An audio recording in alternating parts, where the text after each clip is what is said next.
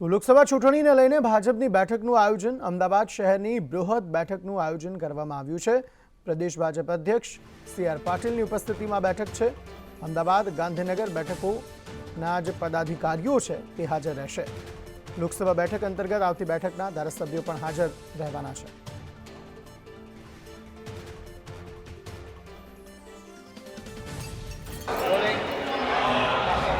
લોકસભા ચૂંટણીની તૈયારીઓના ધમધમાટ ભારતીય જનતા પાર્ટી દ્વારા તૈયાર કરી દેવામાં આવ્યા છે। આજે અમદાવાદમાં એક વિશેષ બેઠકનું પણ આયોજન છે, જેમાં સી.આર. પાટીલ અને સાથે જ મુખ્યમંત્રી છે તે ઉપસ્થિત રહેવાના છે। આપણી સાથે જે અમદાવાદ પૂર્વ બેઠકના લોકસભાના જે સાંસદ છે તેઓ જોડાયા છે। હસમુખભાઈ, શું કહેશો, કઈ રીતનાની આજથી આજે તૈયારીઓ છે, બેઠક કેટલી મહત્વની?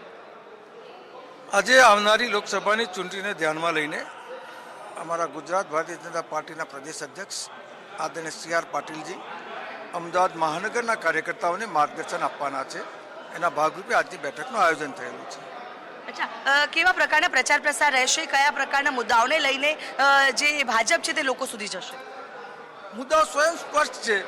નરેન્દ્રભાઈ મોદીનું 10 વર્ષનું કામકાજ, છેવાડાના માનવીના જીવનમાં સુગમતા આવે એવી અનેકવિધ યોજનાઓ, ચાહે જનધન યોજના હોય, સુરક્ષા વીમા યોજના હોય, ઉજાલા યોજના હોય, ઉજ્જવલા યોજના હોય, પ્રધાનમંત્રી ગરીબ અન્ન કલ્યાણ યોજના હોય, આવાસ યોજના હોય, પ્રધાનમંત્રી જન આરોગ્ય કાર્ડ હોય, આવી અનેકવિધ યોજનાઓ થકી જનતાના જીવનમાં જે સુગમતા લાવ્યા છે મોદી સાહેબ, દેશનું વિદેશમાં જે ગૌરવ વધાર્યું છે, શાંતિ અને સલામતી પૂરી પાડી છે, ત્યારે આજે સમગ્ર દેશની જનતા નરેન્દ્રભાઈ મોદીનો એક વિશ્વાસ મૂકી રહી છે। અને અમે જ્યારે વિસ્તારમાં જઈએ છીએ ત્યારે લોકોની નજરમાં મોદી સાહેબ પ્રત્યેનો વિશ્વાસ અમને સ્પષ્ટ જોવા મળે છે। અને એટલા માટે ગુજરાતની 26 બેઠક અમે 5 લાખ કરતાં વધુ માર્જિનથી જીતીશું એવો મને વિશ્વાસ છે। અચ્છા, લાગે છે કે પક્ષ ફરી એક વખત આપને આ જવાબદારી સોંપી શકે છે? હું ભારતીય જનતા પાર્ટીનો એક કાર્યકર્તા છું અને પાર્ટી જે પણ જવાબદારી મને સોંપે એ કામ કરવા માટે હું સદાય તત્પર રહું છું। મને કઈ જવાબદારી સોંપવામાં આવશે એ નિર્ણય કરવાની સત્તા અમારા પક્ષના નેતૃત્વ પાસે છે, મારી પાસે નથી।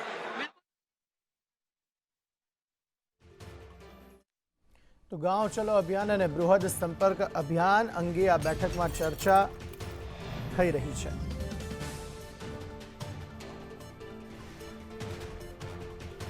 લોકસભાની ચૂંટણીને લઈને ભારતીય જનતા પાર્ટી દ્વારા હવે તૈયારીઓ શરૂ કરી દેવામાં આવી છે, ત્યારે આજે વિશેષ બેઠકનું પણ આયોજન છે। આપણી સાથે અમદાવાદ પશ્ચિમના લોકસભા સાંસદ છે કિરીટભાઈ સોલંકી, તેમની સાથે વાતચીત કરીશું। શું કહેવું છે આજથી તૈયારીઓનો ધમધમાટ 2024ની આ લોકસભાની ચૂંટણીને લઈને? 2024ની ચૂંટણી આવી રહી છે અને આજે અહીંયા કર્ણાવતી મહાનગરમાં ભારતીય જનતા પાર્ટીની બૃહદ બેઠક દિનેશ હોલ ખાતે સંપન્ન થઈ રહી છે। આ હોટલની વિશેષતા એ છે કે આ બેઠકમાં સ્વયં પ્રદેશ પ્રમુખ શ્રી સી.આર. પાટીલ સાહેબ ઉપસ્થિત રહેવાના છે અને ગુજરાતના લોકપ્રિય મુખ્યમંત્રી શ્રી ભૂપેન્દ્રભાઈ પણ ઉપસ્થિત રહેવાના છે। અહીંયા અમારા કર્ણાવતીના અધ્યક્ષશ્રી, તેમની સમગ્ર ટીમ અને સૌ અપેક્ષિત કાર્યકર ભાઈઓ અને બહેનો અહીંયા ઉપસ્થિત રહેવાના છે, ત્યારે આ એક સંગઠનાત્મક મહત્વની બેઠક છે। શું કયા મુદ્દાઓને લઈને ભાજપ લોકો સુધી પહોંચશે આ 2024ની ચૂંટણી દરમિયાન? મને લાગે છે કે મુદ્દાઓ ગણાવવા બેઠું તો એક ભાગવત સપ્તાહ જોઈએ એટલો સમય થાય। મોદી સરકારની જે ઉપલબ્ધિઓ છે, નરેન્દ્ર મોદી સરકારની જે એચિવમેન્ટ છે, અનેકવિધ એચિવમેન્ટ છે છેલ્લા 10 વર્ષમાં, પરંતુ હમણાં 22મી જાન્યુઆરીએ ભગવાન મર્યાદા પુરુષોત્તમ રામનું મંદિર, જે આપણે 550 વર્ષોથી આપણે રાહ જોઈને બેઠા હતા, એનું પ્રાણ પ્રતિષ્ઠા ગુજરાતના સપૂત નરેન્દ્રભાઈ મોદી સાહેબના કરકમલોથી થયું છે।